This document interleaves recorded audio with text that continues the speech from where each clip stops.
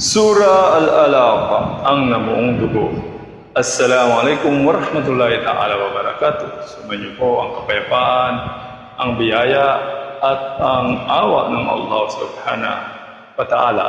Ako po si Paul Pili Ahmad Israfil, ang inyong tagapagbasa ng banal na Quran. At dito po tayo sa Sura Al-Alaq, ang namuong dugo.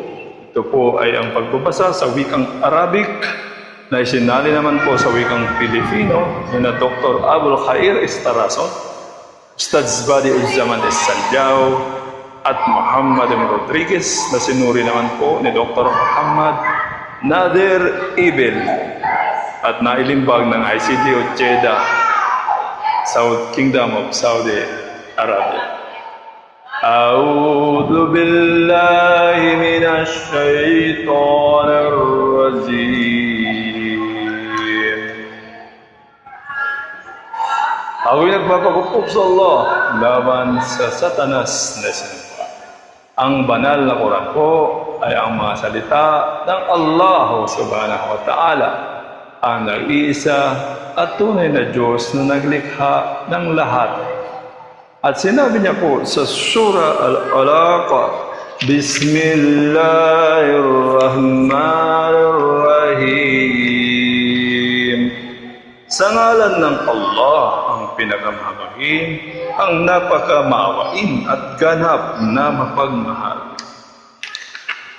Iqra bismi rabbikal ladzi khalaq, khalaqal insana min علق اقرأ وربك الأكرم الذي علم بالقلم علم الإنسان ما لم يعلم. Bigkasin mo, O Muhammad sallallahu alaihi wasallam, ang anumang ipinahayag sa iyo na mula sa dakilang Quran bilang iyong pagsisimula. Sa pangalan ng iyong Rabb, o Panginoon, na bukod tanging tagapaglikha, na siyang lumikha ng lahat ng tao mula sa namuong dugo na malapo.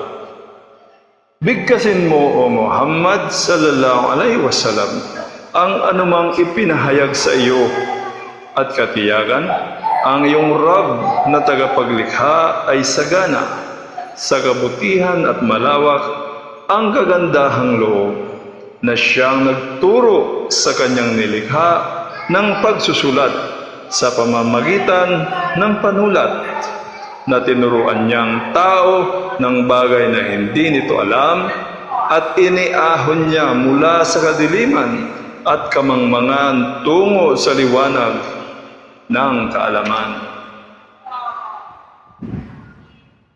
Kalla innal insana la yadgha ar-ra'ahu istaghna inna ila rabbika ruj'a. Katiyakan ang tao ay lumampas sa hangganan na itinakda ng Allah subhanahu wa ta'ala, dahil siya ay nagmayabang sa kanyang yaman, na kung kaya dapat na mabatid ng sinumang lumampas sa hangganan ng katotohanan, ang kanyang pagbabalik ay tungo sa Allah subhanahu wa ta'ala na iyong Rabb na tagapaglikha.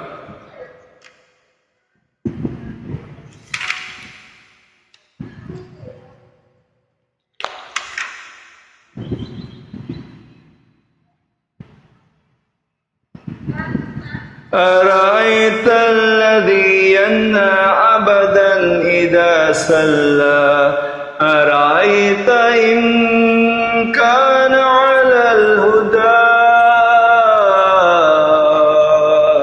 أو أمر بالتقوى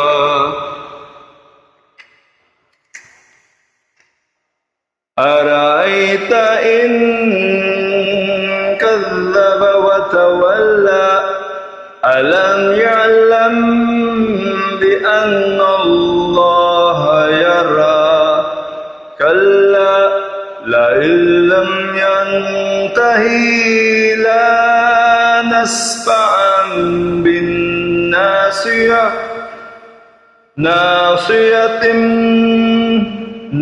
ناصية كاذرة خاطئة فليدع النادية سندع الزبانية كلا لا تطعه واسجد واقترب.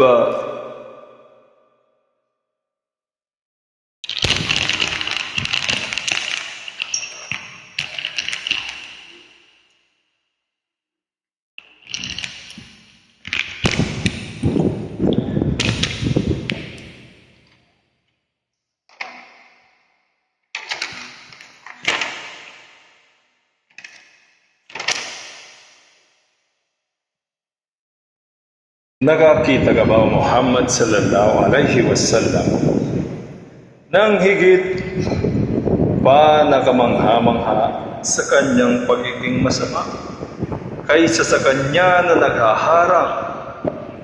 Siya ay si Abu Jahl sa aming alipin kapag siya ay nagsasagawa ng sala sa kanyang Rab na tagapaglikha sa si Muhammad.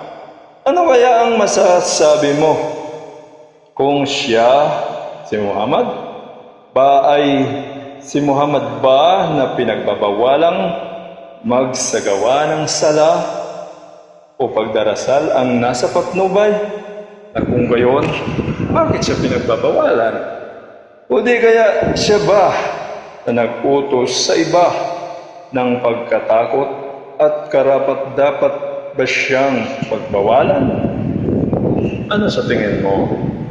Kung siya o si Abu Jahl ba na walang pananampalataya na nagbabawal na tinanggihan ang anumang paanyaya sa kanya at tumalikod? Hindi ba niya batid ng Allah subhanahu wa ta'ala sa katotohanan ay nakikita ang anuman na kanyang ginagawa?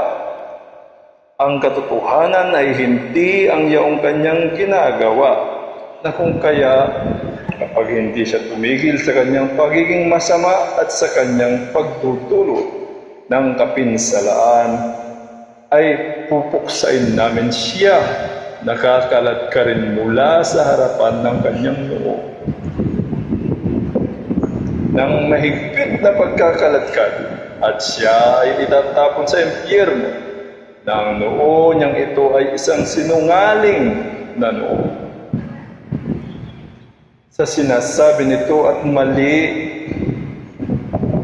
isang sinungaling na noo sa sinasabi nito at mali sa ginagawa nito, na kung kaya tawagin na niya siya na suktulan ng kasamaan ang sino man na kanyang nais na tawagin upang makahingi siya ng saknulo, dahil walang pag-aalinlangan tatawagin o aatasan namin ng mga anghel na tagapagparusa.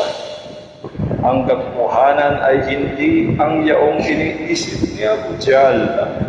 Kabiyakan, hindi kanya maipapahamak po Muhammad sallallahu alaihi wasallam na kung kaya huwag mo siyang sundin sa anuman na kanyang ipinag-aanyaya sa iyo, na tumigil sa pagsasagawa ng sala, pagkus ay magpatira pa ka sa iyong Rab, Panginoon, na tagatugisa, at lumapit ka sa Kanya, subhanahu wa ta'ala, sa pamamagitan ng pagmamahal sa Kanya, subhanahu, bilang pagsunod sa Kanyang mga ipinangutos. At dito po natatapos ang ating pagbabasa ng Surah Al-Alaq, ang Naong Dugo. Ito po ay ika-96 na kabanata ng banal na Quran. Assalamualaikum warahmatullahi ta'ala wabarakatuh. Sumayin po ang kapayapaan ng biyaya.